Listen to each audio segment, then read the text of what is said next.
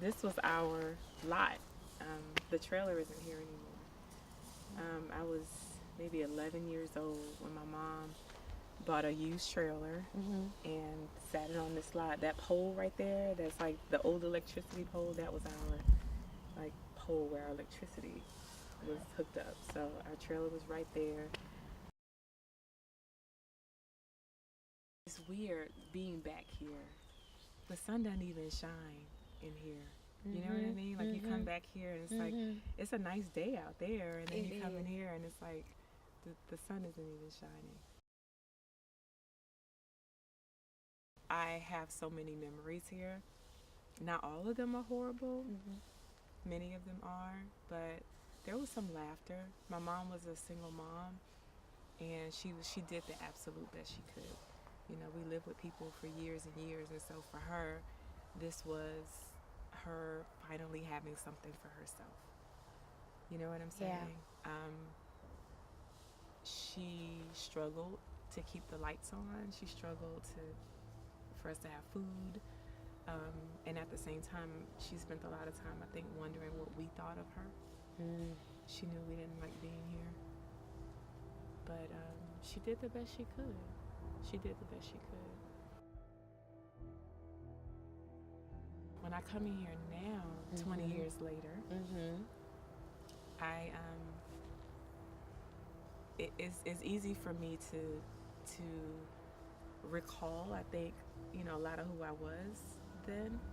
But I also look at the people that live here, and I recognize that these people are just living their lives. Like this is just life for them, and there's no judgment in it. There's no shame in it. Like people are just doing the best they can, you know.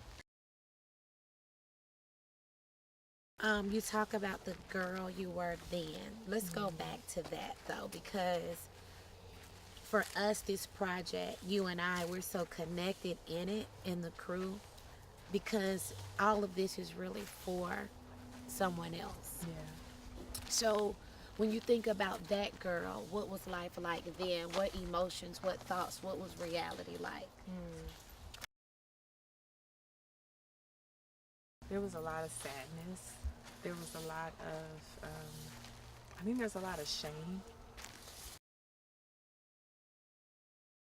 So my stepfather always had had friends around, right? And so our friends weren't allowed to come over because their parents were like, oh, those girls gonna end up pregnant. There's always men around. And so we like carried that as though we were those girls, but we weren't. But that's what people looked at us, and so we were like those girls from the trailer park that other parents didn't want their girls to be friends with. You know what I'm saying? Yeah. So there was a lot of shame. There was a lot of, plus there was shame because we lived in the trailer park, so we kind of didn't want people to come over. I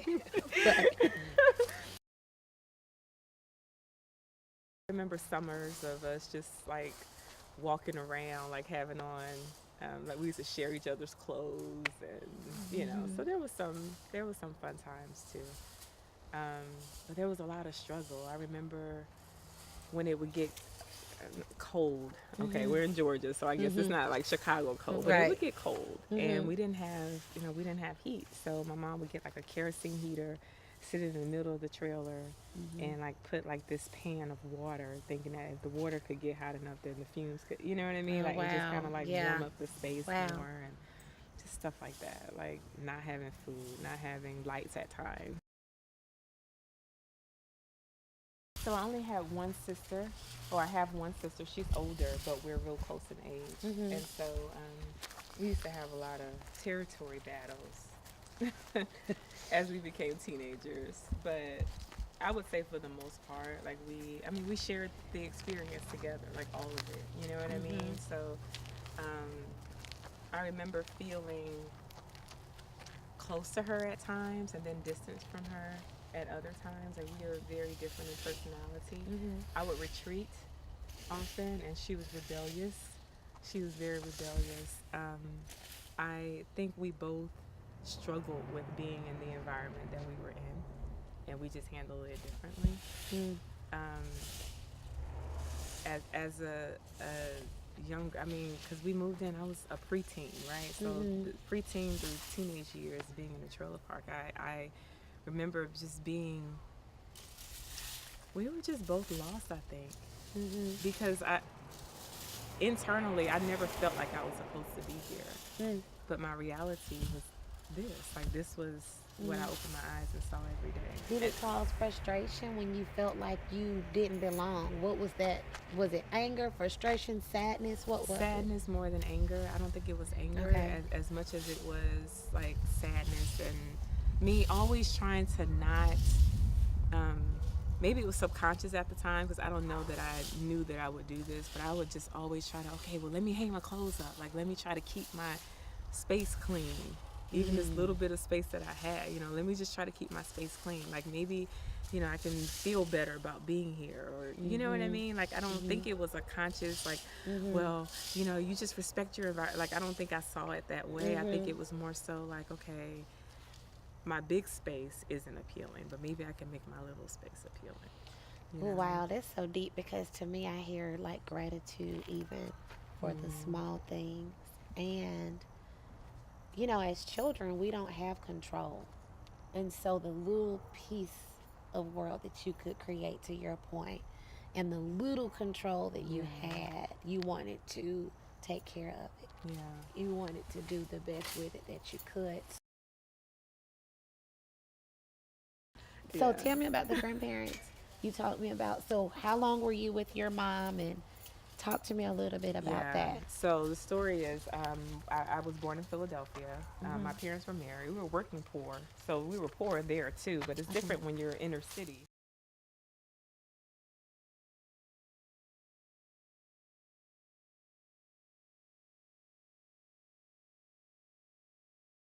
My mom decided that she didn't want us to be in that environment. And Hmm. so my grandfather was originally from here. They were living in Philadelphia too, but they would come down here a couple months out of the year. He had a small trailer that they would just come and just have some quiet time. Okay. And because they had ties here, my mom was like, okay, well, we'll just move to Georgia. Hmm. And so I was 7 when we moved to Georgia. We lived with my grandparents for a while. Hmm. And then we ended up, living with my mom. It was an abusive environment. My grandparents were verbally abusive towards us. They were physically and verbally abusive towards each other. Like it was just a Hmm. bad situation. And so we ended up living with my mom. Um, she was living with someone else for a while. And so we moved in. Basically, it was like an older lady that didn't have any kids. So she took us all in until my mom could get on her feet. Okay. And this was her getting on her feet. So we moved here when I was about 11, and I lived here with her until I was in high school. Um, her husband, my stepfather, is still married now. Our relationship is good now, Okay. but when I was a child, it wasn't. So I was I was put out. I was asked to leave when I was 14, and so The trailer. yeah. So I left when I was 14. Were you packing? Did you pack your own stuff? Was it Oh anything to no, pack? it was like get out. Like it was like get out of my house type of thing. It was In that moment, and in out. that moment get out. Yeah. So I called my yeah. So I had to call my grandparents. My grandfather came and got me. And I went back to my grandparents' house. Then when I was 15, my grandmother died. That next year. Yeah. Yeah, she died the next year. Actually, it was less than a year later. Yeah. I left here in April of 94, and my grandmother died in February of 95. Yeah. And so that situation was weird because my grandfather isn't my biological grandfather. It's not my mom's dad. And so then his first wife came and they got back together, and suddenly I was treated like the stepchild. So I left when I was 15. I've been out on my own since I was 15. Mm. I kind of bounced around. I had a boyfriend at the time, and I would like spend some time with him. I had a friend that didn't live in the trailer park; she lived somewhere else, but not too far away. So I would kind of bounce around a little bit, but I was always the good kid that went to church and everything. And so the ladies from church are just like, baby, we don't want to see you get pregnant. I was a straight A student and everything. And so I ended up moving back in with the lady who took my mom in years before that. And I finished high school from her house. Is she still living? No, she passed away 5 years ago this month. Yeah, she passed away 5 years ago. Where did she live? She lived okay, everything is walking distance in here, right? So she lived like not far from here. But yeah, she had a house. She had a house. Like, so that was like a big deal. Like, oh, but she helped your mom and then she helped you. Yeah. That's powerful. Yeah. So I met Joel. I was Joel. Joel, yeah, Okay. Joel Jackson. I don't remember how old I was. I was young though. I was like in the 7th grade or something like that. He's a couple years older, and so I dated him like actually past graduation, right before I started college was when we broke up. Okay. So yeah, he was oh man, he was such a good friend. You know what I mean? Like, he was that person. One thing I will always remember about Joel is I remember I was depressed a lot as a child. Like, I would just cry and wasn't getting along with my mom. My stepfather was giving us the blues like all the time, and I would just cry and be like, oh, I'm gonna kill myself. And I'm like, nobody cares about me. And Joel would always say, well, you care, God cares. He's like, I care too, but even if that wasn't the case, like, you caring and God caring, like, that should always be enough for you. That should always be enough for you. And that echoed, like, that always resonated with me, that, like, God caring and me caring. So that means I need to care, right? Yeah. But that would be enough. Were there any encounters that weren't pleasant with relationships or men or just in general? I didn't really love myself.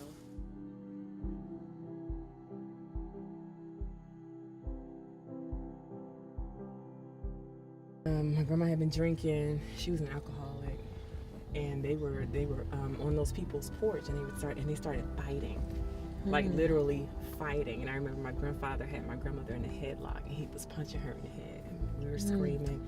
So as you are driving to this place, did you, like, each time you would come near that place afterwards, did you have a set of emotions, or did you just try to block it out? I'm gonna take you guys to this dirt road. It's about 15 minutes away or so.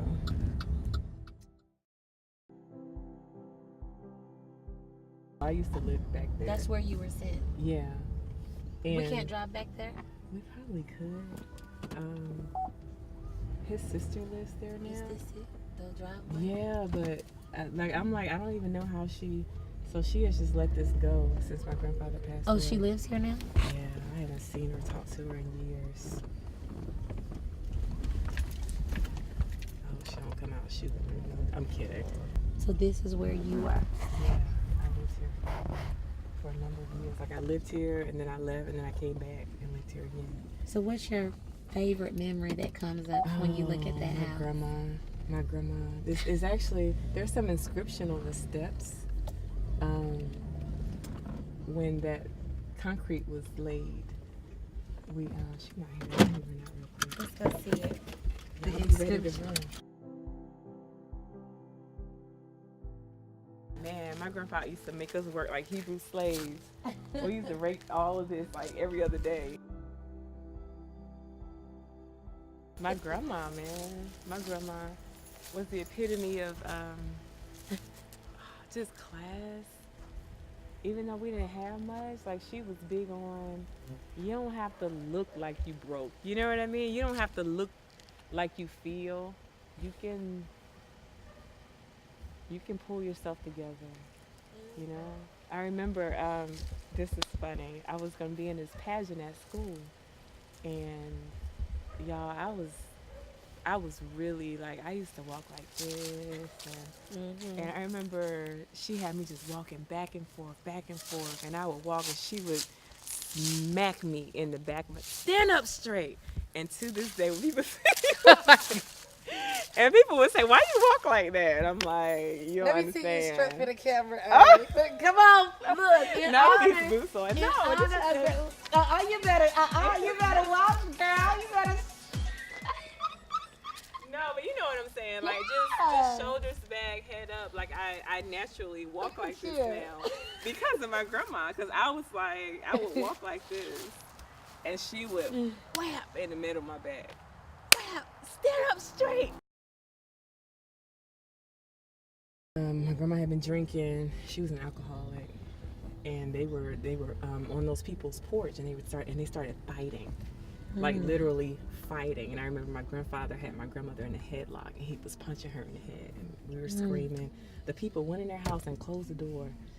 My sister went and banged on the door. She was always the firecracker. My sister was the one who was like, "I'm gonna fix it. I'm gonna do something." And so she called the lady that lived across the road. She's passed away now, and she came, like she got over here real fast, and she was like, "Willie Mae, come over here, come to my house." And she was like, "No, I'm not leaving." She's like, "Well, I'm taking these babies in. They don't need to see that. They don't need to see this." And we went to her house. It's not this house.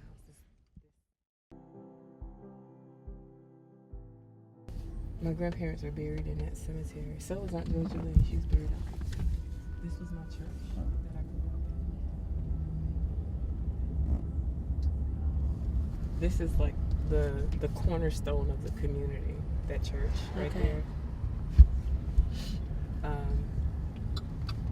This is, as you guys can tell, there's no industry or anything like that here. It's a really poor town. And so this church is like the church people come for help to get their lights paid for. And I'm gonna take you guys to this dirt road.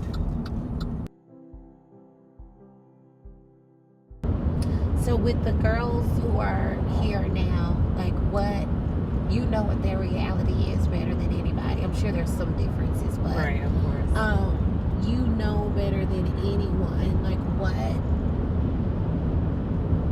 do you say when you speak to them when you come back? Like what is the thing that you would have needed to hear at that time that would have given you more hope, more inspiration, or made it better for you, even though your reality would not have maybe changed in that moment?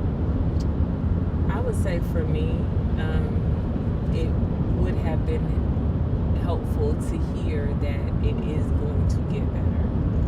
I think that for me, at times there was an absence of hope. Like I couldn't imagine it getting any better.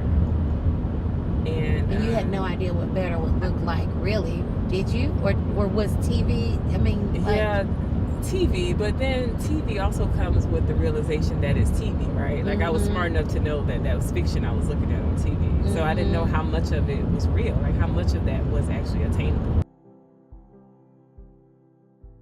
I was dreaming, can I not live in a trailer park or just in a trailer? Because there are people who now, I mean, they don't live in a trailer park, they're in a trailer, and they're like, yeah, because we're doing great. We're doing great. Like, that's the goal. The goal is to get a car and a double wide, not a single wide. Because if you got a double wide, then you're doing very well.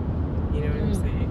When I was in the 10th grade, I was sitting in my biology class, and the chemistry teacher, who at the time I had not taken her class yet, she walked in my biology class mid-lecture, and she interrupted my teacher, and she said, "Excuse me, Miss Lou," and she grabbed me by the hand, and she started pulling me out of the class. She said, "I'll bring her right back."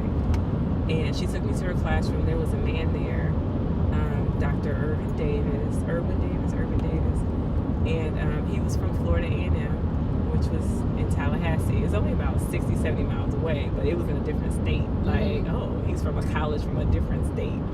And he was coming to share information about a summer program at FAMU, and she wanted me to hear it. Like, she thought I would be a good person for that program. And so she thought enough of me to think that I could do it. So it made me think that, well, maybe I can do it, you know. And so I applied for the program, and I got in. And that summer, it was like life, like, it was like somebody turned on a light where I became exposed to all these smart, cool people, and none of them were poor. And they were all clear that they were all going to college, and I was rolling with them. Like, I was smart too. I was able to do what they could do. I'm like, well, I'm going to college too, you know? Like, I can do it too, you know? Mm-hmm.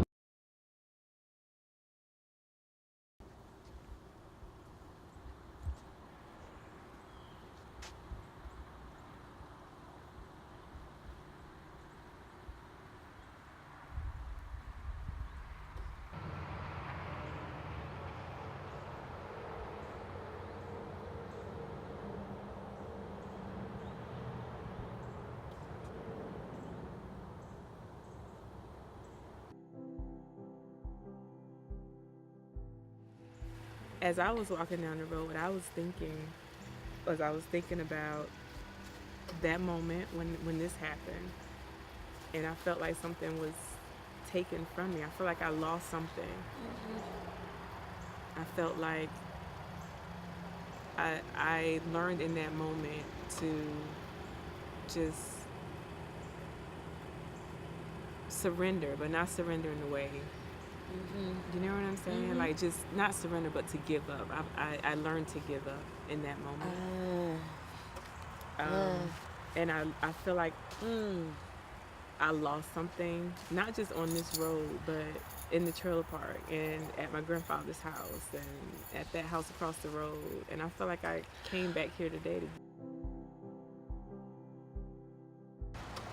But girl, I was just having so many tears in here. Like, I just went through what you shared, how you might have felt then. I have no clue really what it was like, but I just can't imagine the pieces just breaking apart.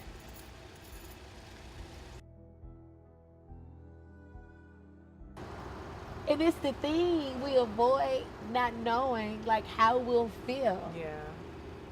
Sometimes it's more empowering, really. It is. It's like confirmation.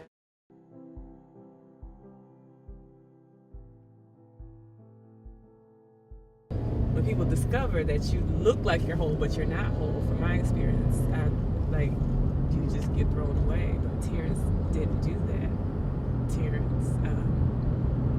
Terrence prayed for me and with me, and he helped me heal. Now, I say that not to say he healed me, because I don't believe a man can do that. But he's been patient with me throughout my healing, and he's given me room to grow into the woman that he recognized I would be even before I recognized it. And I'm still growing into that woman. But the love that has been unconditional, like, we've experienced so much. We've experienced a lot just because I think relationships are a lot. But there have been so many things that we've experienced because I have been broken in so many other places. And so I brought a lot of that hurt, abused, abandoned, bullied, like all that. Like, I just brought all of that and dumped it right in his lap. And instead of him being like, you too much for me, peace out, he's like, okay, let's start digging. How can we, get you some help for this? What do you need help with that? Like, so many areas of his life have been tested because of me. And instead of him running away, like, he embraced it. Like, he embraced the challenge. He thought I was worthy enough for him to do that work with me. You know what I mean? He's a good brother. He could have chosen somebody else. I'm not saying I'm not good. I think I'm good too, but I'm saying he could have chosen somebody that required less work. Maybe he didn't want to do that, but he hung in there, you know.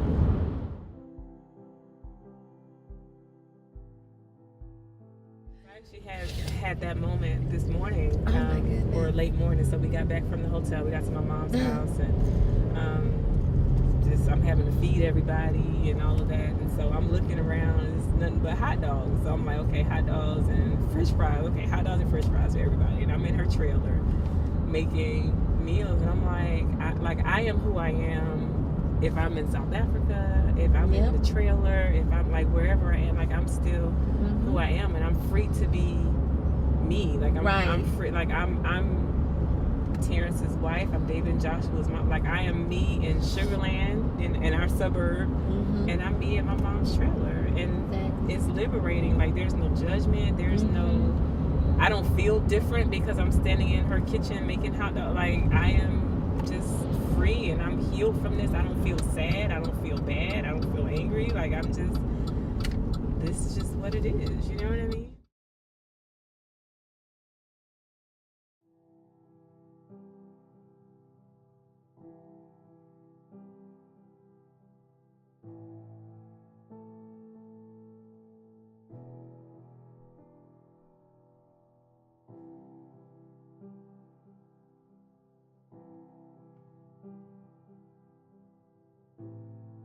I just want to encourage all the young ladies that may hear my voice, that may see these images, and just know that your life is grand. You're grand, you're special. Where you are right now does not have to determine where you will be. Don't be afraid to dream, and don't be afraid to work hard to make your dreams come true.